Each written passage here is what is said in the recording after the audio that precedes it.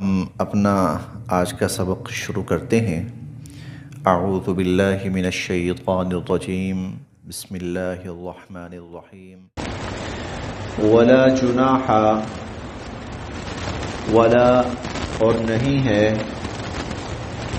جناح کوئی گناہ، علیکم تم پر، ولا جناح علیکم اور تم پر کوئی گناہ نہیں ہے،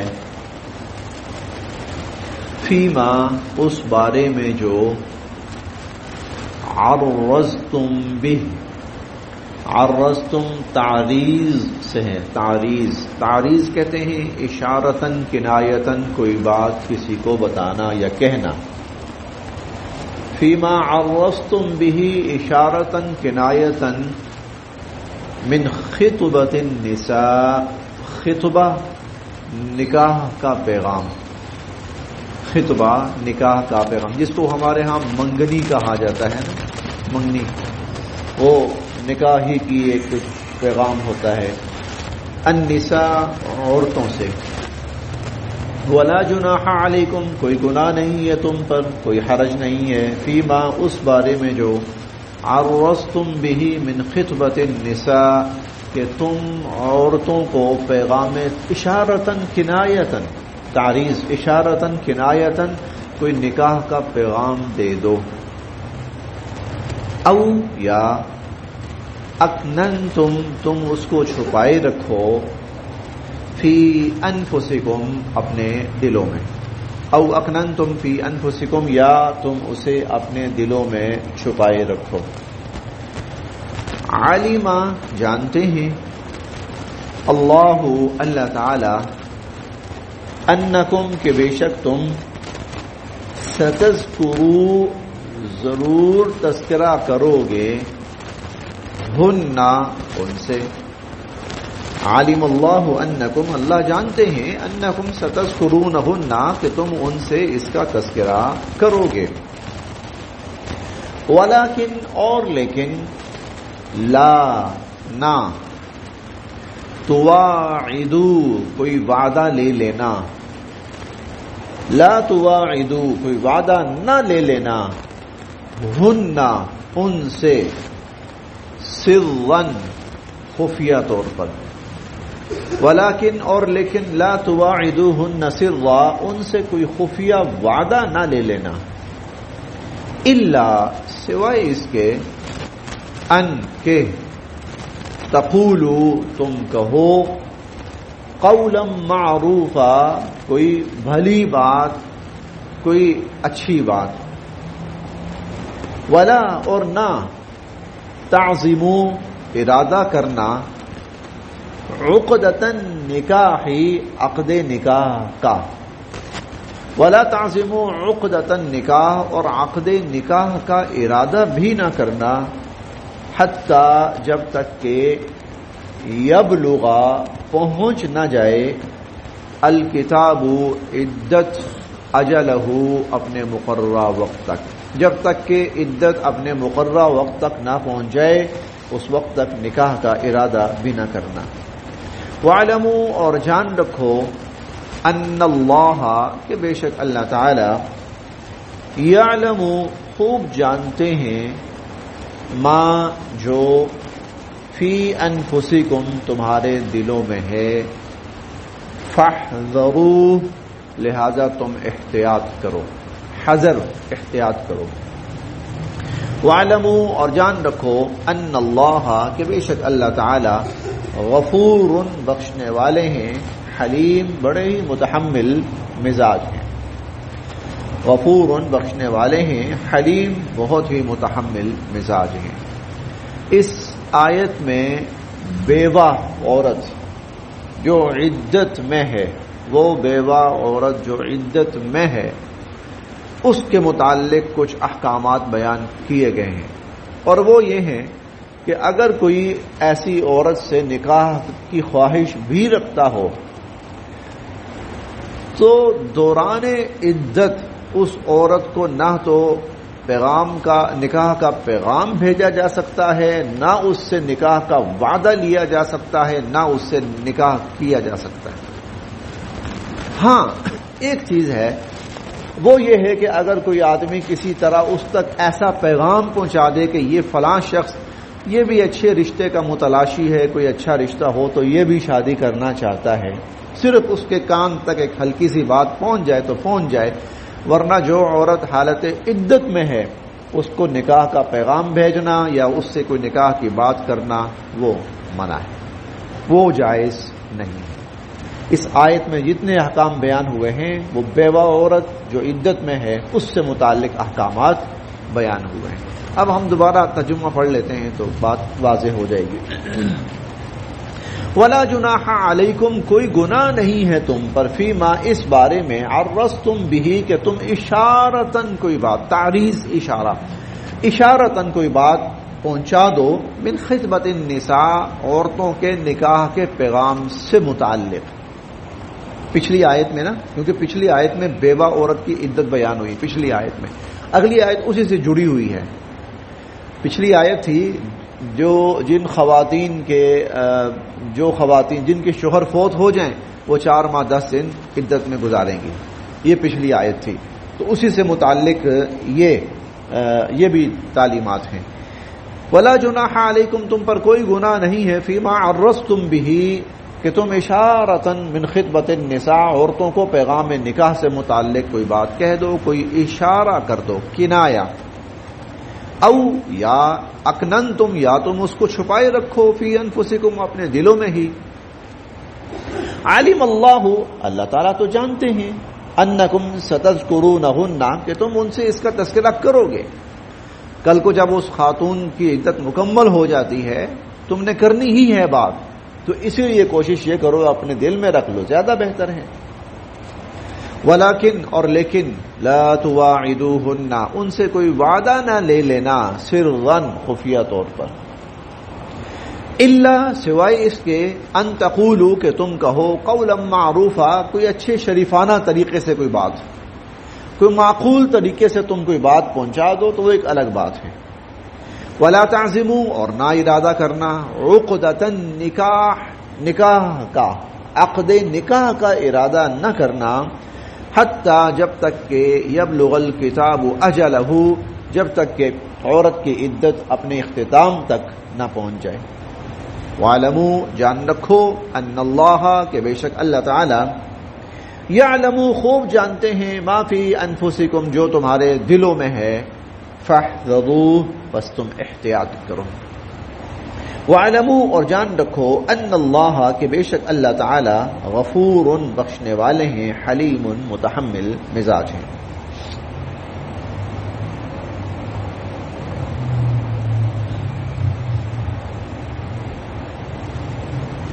بس یہاں تک، پھر دیکھتے ہیں اگلی جو ہے نا وہ 2 آیات میں اکٹھا ایک ہی مضمون اللہ تعالی نے بیان فرمایا۔ ولا جناح علیکم، کوئی گناہ نہیں ہے۔ اسلام اخلاقیات پہ بہت زور دیتا ہے، اسلام اخلاقیات پر۔ دیکھیں، ایک عورت کا اگر خامن فوت ہوا ہے وہ ایک سوگ کی کیفیت ہے، صدمے کی کیفیت ہے، ایسے میں کوئی شخص اس کو پیغام بھیجنا شروع کر دے، آج کی اصطلاح میں میسج کرنا شروع کر دے کہ تم نے کسی اور سے نکاح نہیں کرنا میرے سوا، مجھ سے ہی نکاح کرنا، نہیں۔ اللہ تعالیٰ اس چیز کی بالکل نفی فرما رہے ہیں، اور اس سے مسلمانوں کو متنبہ بھی فرما رہے ہیں، روک رہے ہیں۔ ولا جناح علیکم، ہاں اتنا ہے، اگر اشارتاً کوئی بات اس خاتون تک پہنچ جائے تو اس میں کوئی قباحت نہیں ہے۔ ولا جناح علیکم، پتہ یہ بڑی عجیب بات ہے جو اللہ تعالیٰ یہاں پر بیان فرما رہے ہیں۔ اس کے لیے ہمیں عرب کا تھوڑا سا ماحول سمجھنا پڑے گا۔ عرب کا ماحول کیا تھا؟ وہاں پر یہ نہیں تھا کہ جس کو طلاق ہو گئی ہے، جس کا خامن فوت ہو گیا، اب وہ بیچاری پوری زندگی رلتی رہے گی۔ اہل عرب مطلقہ یا بیوہ سے نکاح کو ترجیح دیتے تھے، یہ ان کے اندر ایک خوبی تھی، کمال تھا ان کے اندر کہ بیوہ یا مطلقہ کو ترجیح دیتے تھے کنواری عورت کی نسبت۔ اور کئی دفعہ ایسا ہوتا تھا ایک شخص نے پہلے سے شادی کی ہوئی ہے، کنواری سے ہوئی ہے، اب آئندہ وہ کوشش کرتا تھا کہ میں مطلقہ یا بیوہ خاتون اس سے شادی کروں۔ آپ اس کی سب سے بڑی مثال دیکھیں، سب سے بڑی مثال نبی کریم صلی اللہ علیہ وسلم کے جتنے بھی نکاح ہوئے ہیں، ایک کنواری خاتون آپ کے نکاح میں تشریف لائی ہیں، باقی سب بیوہ اور مطلقہ. اور صرف بیوہ مطلقہ نہیں، کئی خواتین ایسی تھیں کہ جن کے اس سے پہلے 2 نکاح ہو چکے تھے، بلکہ آپ کا جو پہلا نکاح ہوا ہے جس کے ساتھ آپ نے اپنی زندگی کا سب سے زیادہ عرصہ گزارا ہے، اما خدیجہ الکبریٰ رضی اللہ تعالی عنہا 25 سال سے لے کر 50 سال کی عمر تک حضور ان کے ساتھ رہے. وہ 2 خاوندوں سے بیوہ تھیں، 2 خاوندوں سے وہ بیوہ تھیں. پھر اس کے بعد حضرت سودا رضی اللہ عنہا وہ بھی بیوہ تھیں، اور حضرت زینب بنت سرا، زینب بنت جحش، حضرت میمونہ، حضرت جویریہ، حضرت صفیہ، یہ سب خواتین یا بیوہ تھیں یا مطلقہ تھیں. حضرت عبد الرحمن ابن عوف رضی اللہ عنہ نے شادی کی، سادگی کے ساتھ نکاح کیا، کسی کو نہیں پتا تھا. جب حضور سے ملاقات ہوئی تو وہ ایک کپڑے کے اوپر نا ایک نشان سا پڑا ہوا تھا، وہ مخصوص نشان ہوتا تھا. ایک دلہا کو نا ایک مخصوص قسم کا رنگ لگایا جاتا تھا، پہچان ہوتی تھی کہ یہ دلہا ہے. تو وہ ان کے کپڑوں پر وہ نشان تھا. عبد الرحمن یہ کیا؟ میں نے نکاح کیا ہے. کس سے کیا ہے؟ بیوہ سے، شادی شدہ سے یا کنواری سے؟ اللہ کے نبی شادی شدہ سے کیا ہے، شادی شدہ سے کیا ہے. پھر آگے اور بھی باتیں ہوئی.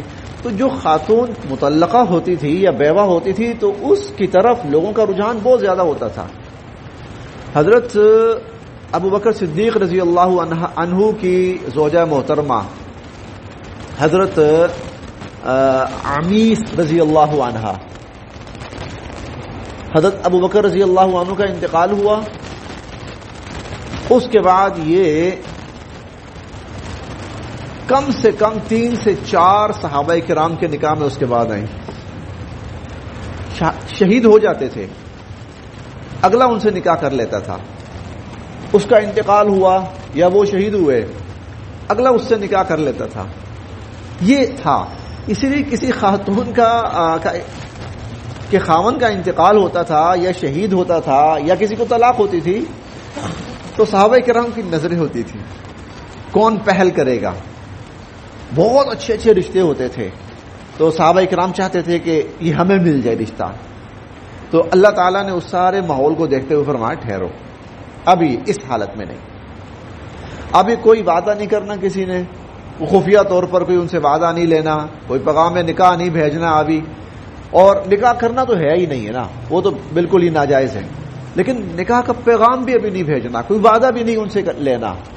ہاں یہ ہے کہ اگر تم بہت خواہش رکھتے ہو تو کسی خاتون کے ذریعے کسی طرح ان تک نا ایک اچھا معقول سا ایک اشارہ بھیج دو کہ یہ جو صاحب ہے نا ماشاءاللہ وہ کسی ایسی خاتون سے شادی کرنا چاہتے ہیں کہ جو ذرا میچور ہوں، بڑی عمر کی ہوں، سنجیدہ ہوں، تو ان کے گھر کے حالات ایسے. یہ اس قسم کا، کیونکہ یہ بات بڑی عجیب سی تھی. یہ کیا مطلب ہے، تمہاریاں بتیری ہیں کیا بیوہ کو نکاح کا پیغام بھیجنا؟ یہ وجہ یہ تھی. اہل عرب کا معاملہ ہم سے بہت مختلف تھا. اہل عرب کا معاملہ ہم سے، وہاں ادھر نکاح، ادھر طلاق ہوتی تھی، عدت مکمل ہوتی تھی اور 2 دن 4 دن اور ہفتے بعد نکاح ہو چکا ہوتا تھا. اور مطلقہ کی اور بیوہ کی عدت مکمل ہوتی تھی تو ہفتہ، 15 دن، 20 دن، مہینے بعد نکاح ہو چکا ہوتا تھا. اور بہت اچھے اچھے نکاح ہوتے تھے. تو ولا جناح علیکم، کوئی گناہ نہیں ہے تم پر.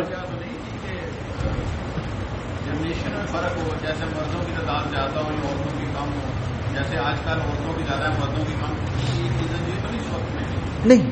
وہاں یہ چیز، جی یہ چیز وہاں نہیں تھی اتنی. اس کی وجہ یہ تھی وہ تو ویسے ہی بچیوں کو زندہ درگور کر دیتے تھے. جی تو بچیاں بڑی ہوں گی تو عورت ہوگی نا. جی نہیں یہ وجہ نہیں تھی. نہیں یہ وجہ نہیں تھی. لیکن ان کے ہاں یہ تھا، خامن فوت ہو گیا کسی کا نا تو وہ عورت رہتی نہیں تھی ایسے، وہ عورت نا اس طرح رہتی نہیں تھی، کوئی اسے نکاح کر لیتا تھا. ایک بات بہرحال ہے، عربوں میں عورت کی ریشو مرد کی نسبت زیادہ ہے. عربوں میں آج بھی آپ دیکھ لیں، ایک گھر کے اندر 2 بیٹے 8 بیٹیاں، 1 بیٹا 7 بیٹیاں، من جانب اللہ، کچھ اللہ کی طرف سے ایسا ہے. عربوں کے اندر ریشو بہت زیادہ ہے. تو اس وجہ سے وہاں نکاح کی جو شرح ہے عام ممالک کی نسبت بہت زیادہ ہے، اس وجہ سے بھی بہت زیادہ ہے، صاحب حیثیت ہیں اس وجہ سے بھی زیادہ ہے، ایک ماحول ان کو شروع سے ملا آیا ہے اس وجہ سے بھی زیادہ ہے۔ میرے پھپھا جان آپ اکثر جانتے ہیں، قاری عبدالغفور صاحب، یہ سعودی عرب میں رہے بڑا عرصہ۔ اب ظاہر ہے پاکستانی ہیں تو ایک شادی، تو وہاں کی جو عورتیں تھیں نا، عرب عورتیں، وہ میری پھپھی ہیں، وہ پھپھی ان کے ساتھ مذاق کرتی تھیں، مذاق اڑاتی تھی، بس پوری زندگی ایک بس۔ کیوں؟ بیمار ہے، کوئی مسئلہ ہے، پیسے نہیں ہیں۔ وہ کئی دفعہ ملتی تھی نا، وہ مذاق اڑاتی تھی، فقط واحد، آپ کا خاوند پوری زندگی بس ایک عورت، بس۔ ہمارے یہ قریب ہی ایک نا، بالکل مسجد کے بہت ہی قریب ایک نمازی ساتھی ہیں، نماز اکثر پڑھتے ہیں، جمعہ بھی یہاں پڑھتے ہیں، وہ سعودی عرب رہے کافی عرصہ، اب بھی ان کا بہت آنا جانا ہے۔ تو ماشاءاللہ ابھی وہ کچھ عرصہ پہلے تیسری اربن خاتون ان سے نکاح کر کے یہاں آئے، تو یہ ان کے اندر تھا۔ اور ان کے اندر ایک نکاح معیوب سمجھا جاتا ہے، وہ شخص ان کے ہاں بڑا کنجوس، بخیل اور کمزور، بیمار اور سمجھا جاتا ہے اہل عرب کے ہاں اب بھی۔ اور اللہ تعالیٰ نے ان کے ہاں عورتوں کی ریشو کچھ زیادہ بھی رکھی ہے، تھوڑی سی نسبتاً۔ بہرحال یہ سب چیزیں ہیں۔ تو ایک سے زائد نکاح تھے وہاں، اور ایسا بھی ہوتا تھا، ایک دیکھیے بڑی عمر کی خواتین، یہ نہیں جوان خاتون، بڑی عمر کی خواتین، عام نکاح ہوتے تھے۔ بھائی 60 سال ہو گئے تو کیا ہوا، یہ تو اور اچھا ہے، یہ تو اور ہمارے خاندان کو اور اچھے طریقے سے سنبھالے گی۔ حضور علیہ الصلوۃ والسلام کا پہلا جو نکاح ہوا ہے نا، وہ خاتون کافی بڑی تھی، آپ کی عمر 25 سال ہے، بالکل ینگ، اور وہ 40 سال کی ہیں، اور عورت 33 سال کے بعد جوانی سے بڑھاپے کی طرف چلنا شروع ہو جاتی ہے۔ 40 سال عورت کافی آپ کہہ لیں کہ میچور بھی ہو جاتی ہے، بڑی عمر کی ہو جاتی ہے، عمر رسیدہ۔ پہلا نکاح حضور علیہ الصلوۃ والسلام نے، اس کے بعد آپ نے حضرت سودا سے نکاح فرمایا، وہ بھی بڑی عمر کی خاتون تھی، سودا رضی اللہ عنہ، وہ بھی بڑی عمر کی خاتون ہیں، اور بھی کئی خواتین جو بڑی عمر کی تھیں، ان کے ہاں یہ چیز بالکل معیوب نہیں ہے۔